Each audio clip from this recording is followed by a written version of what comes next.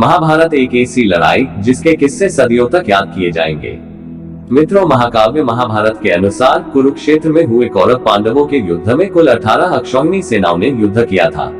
इनमें से 11 कुल अक्षौहिणी सेना कौरवों के पक्ष में थी और 7 अक्षौहिणी सेना ने पांडवों के पक्ष में युद्ध किया था।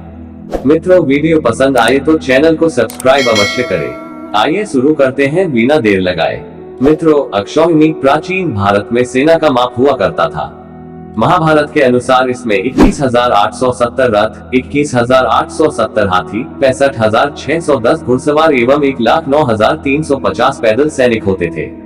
इसके अनुसार इनका अनुपात 1 रथ, 1 गज, 3 घुड़सवार, 5 पैदल सैनिक होता था। इसके प्रत्येक भाग की संख्या के अंकों का कुल जमा 18 आता है। एक घोड़े पर एक सवार बैठता था। हाथी पर कम से कम 2 व्यक्तियों का होना आवश्यक थे, एक फील्डवान और दूसरा लड़ने वाला योद्धा। इसी प्रकार एक रथ में 2 मनुष्य और 4 घोड़े रहते थे। इस प्रकार महाभारत की सेना के मनुष्यों की संख्या कम से कम 46,81,920 और घोड़ों की संख्या रथ में जुटे हुओं को लगाकर 27,15,620 हुई। कहा जाता है कि महाभारत के युद्ध में 18 अक्षौहिणी सेना नष्ट हो गई थी। पांडवों के सेनापति धृष्टद्युम्न थे तो कौरवों के सेनापति भीष्म थे। पांडवों के पास 7 अक्षौहिणी सेना थी और कुल 15,30,900 सैनिक थे, तो कौरवों के पास 11 अक्षौहिणी सेना थी और कुल 24,05,700 सैनिक थे। पांडव पक्ष के सभी योद्धाओं में से केवल 8 ज्ञात वीर ही बचे थे, जिसमें 5 पांडव, श्री कृष्ण, सात्यकी और युयुत्सु। कौरव पक्ष के सभी योद्धाओं में से केवल 3 ज्ञात वीर ही शेष बचे थे। 1 अश्वत्थामा, 2 कृपाचार्य, 3 कृतवर्मा। हम लोगों ने देखा कि दोनों पक्ष के मनुष्यों की संख्या कम से कम 46,81,920 थी और सभी योद्धा कुरुक्षेत्र की भीषण लड़ाई में मारे गए थे। अब यक्ष प्रश्न ये निर्माण होता है कि मरने वाले सभी योद्धाओं की पत्नी विधवा हुई, उनका क्या हुआ? महाभारत युद्ध में लाखों की संख्या में योद्धा वीरगति को प्राप्त हुए थे, मगर क्या आपको पता है युद्ध के बाद वीरगति को प्राप्त हुए सैनिकों की पत्नियों का क्या हुआ? महाभारत युद्ध पश्चात पांडु पुत्र युधिष्ठिर का हस्तिनापुर के नरेश के रूप में राज्याभिषेक हुआ। उसके पश्चात 5 पांडव अब हर समय अपने प्रजा की सेवा में लगे रहते। पांडवों की सेवा से हस्तिनापुर की प्रजा तो खुशहाल थी, लेकिन अपने युद्ध में विधवा हुई स्त्रियों के शोक में अक्सर रोया करती थी, पर इसका जरा सा भी आभास अपने राजा को ना होने देती थी। कुछ दिन के बाद एक दिन महर्षि वेदव्यास पांडवों से मिलने आए, परंतु वहां महर्षि वेदव्यास ने देखा कि पांडव सहित हस्तिनापुर के सभी निवासी भी युद्ध में मारे गए और वो सब अपने परिजनों के शोक में डूबे हुए हैं।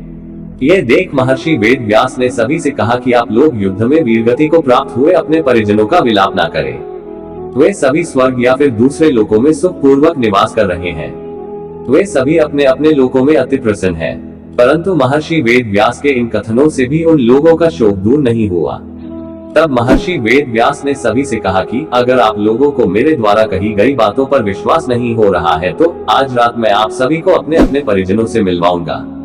ये सुनकर पांडवों सहित सभी के चेहरों पर मुस्कान उभर आई। सूर्यास्त होने से पहले महर्षि वेदव्यास सभी को लेकर गंगा के तट पर पहुंचे। फिर सूर्यास्त के बाद उन्होंने अपने तपोबल से महाभारत युद्ध में मारे गए तमाम योद्धाओं का आवाहन किया।